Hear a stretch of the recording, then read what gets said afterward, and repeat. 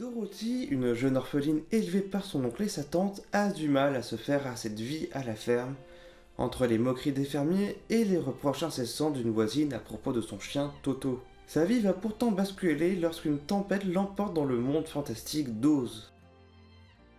En 1939, le public découvre pour la première fois au cinéma Le Magicien d'Oz, épopée d'une jeune fille perdue dans un monde fantastique qui souhaite rentrer chez elle.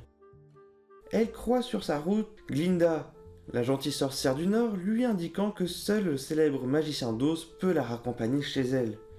Il suffit de le rejoindre à la cité d'Émeraude en suivant le chemin doré.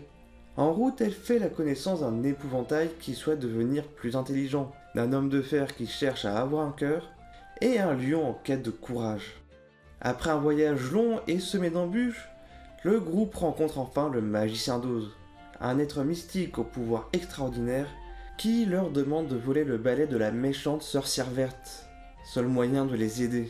Seul moyen de les aider. Alors que nos héros se questionnent sur le bien fondé de cette aventure, eux qui ont déjà parcouru un long chemin, ils finissent par accepter et finissent par récupérer le balai, plus motivés que jamais à avoir leurs vœux réalisés par le grand sorcier.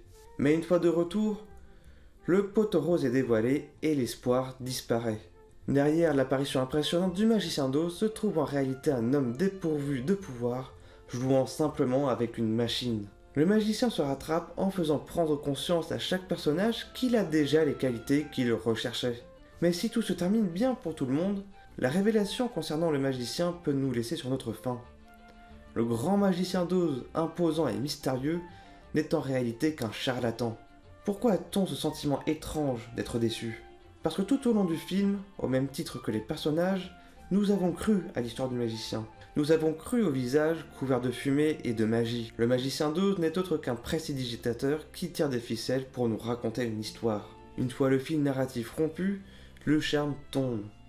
Si les personnages avaient une bonne raison d'y croire, nous le public n'aurions pas dû tomber dans le panneau si facilement. Nous devrions savoir qu'il ne s'agit là que d'effets spéciaux. Au cinéma, c'est ce qu'on appelle la suspension d'incrédulité. Quand on regarde un film fantastique ou de science-fiction, nous acceptons l'idée que les règles de cet univers ne sont pas les mêmes que dans notre réalité.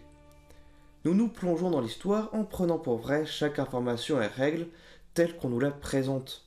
Aussi, le magicien d'Oz nous a toujours été présenté comme un être doté de pouvoirs grandioses, vivant dans un monde où les animaux parlent et où les sorcières existent. Il nous paraît donc cohérent de voir le magicien d'Oz comme il nous l'a été présenté lors de la première rencontre.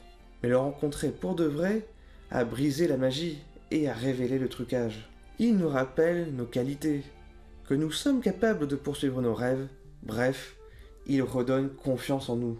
En fait, le magicien d'Oz nous rappelle surtout que la magie ne se trouve pas seulement dans la main du magicien, mais aussi dans l'œil du spectateur.